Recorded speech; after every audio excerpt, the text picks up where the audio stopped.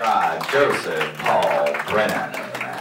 Now, I don't know that I've paid just enough homage to the one who caused it all, and that's his daddy, Mr. John Brennan.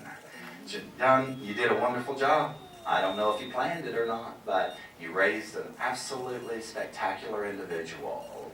He's the only individual I've ever known that you can't name anybody that didn't like him. I mean, I got a lot of people I can say don't like me. You know, everybody has a lot of people that say they don't like you.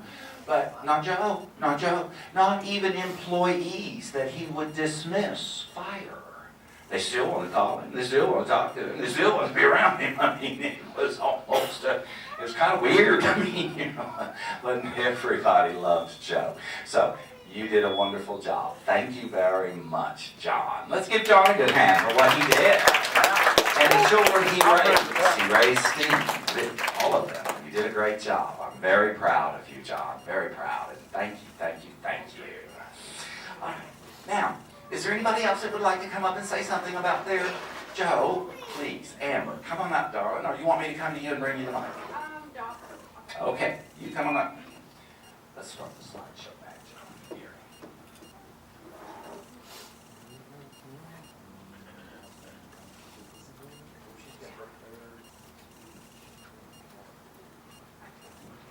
Sweet.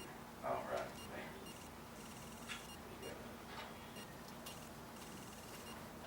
I had to write it down, otherwise I get rambly.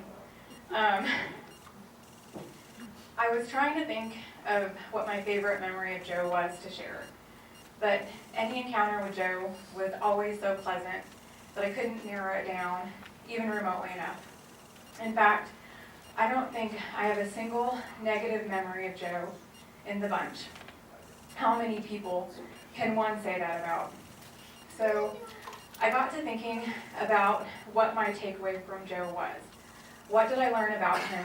What did I learn from him? Joe was many things. Well-spoken, intelligent, kind, a cat enthusiast, to name a few. But above all, Joe was a hard worker, which I believe is a Brennan family trait through and through. I learned my own work ethic from watching my mom firsthand and from working with Joe.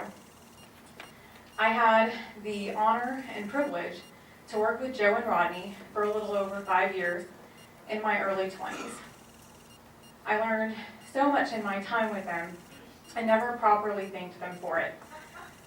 Call it youthful hubris.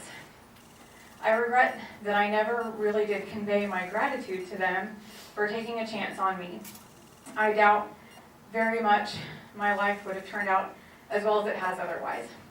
I would go on to model a lot of my own business behavior around what I learned from my time with Joe and Rodney. They were both silent mentors to me.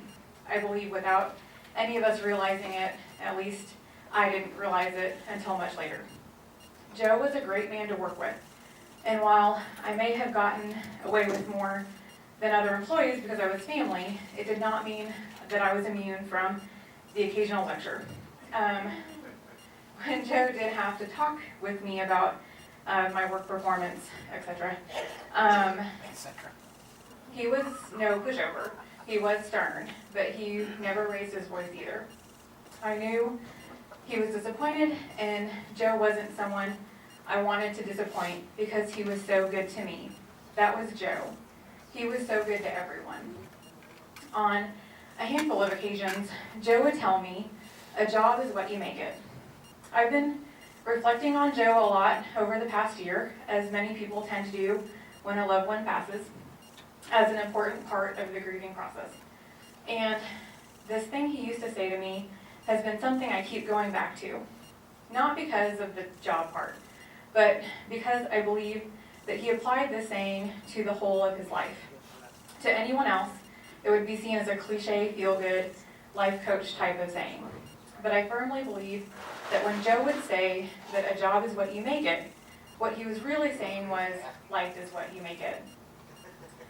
Joe's life was what Joe made it.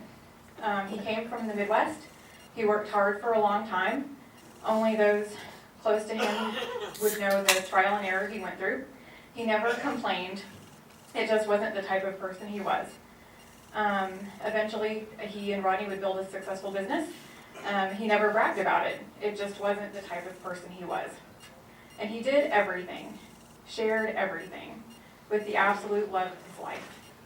I find him so inspirational, and it is a regret that I have that I didn't share that with him before he passed.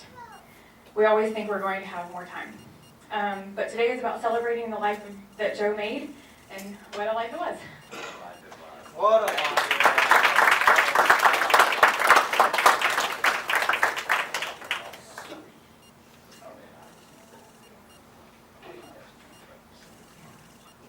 Okay, guys, we got food coming out here in just a minute, and then there's going to be that little birthday celebration after that. Let's go ahead and take 5 minutes. Anybody needs to go to the ladies' room or the men's room before dinner is actually served. The bar is still open, so let's go about celebrating them. We'll talk more about Joe here in just a few minutes, okay?